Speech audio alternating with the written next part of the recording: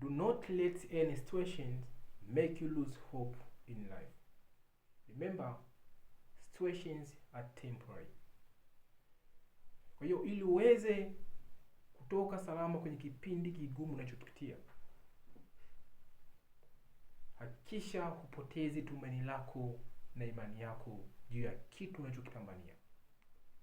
Kwa maana nyingine, ili uweze kushinda changamoto unayopitia, usipoteze tumaini lako na imani yako juu ya kesho yako.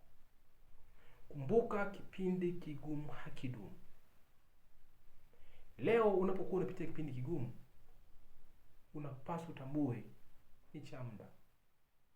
Kuna watu walipitia lakini waliweza kuvuka salama. Vivyo hivyo hata wewe leo unaweza ukavuka salama, kama usipokubali kupoteza tumaini lako na imani yako juu ya kitu unachopambania.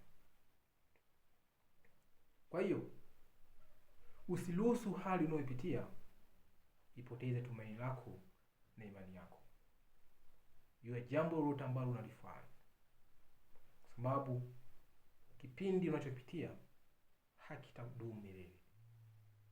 Badala yake, pambania kila ambacho unataka ukifikie. Hakika utafanikiwa. Kumbuka, mafanikio yako ndio flyer. Asanteni sana kunisikiliza, na Mungu awabariki.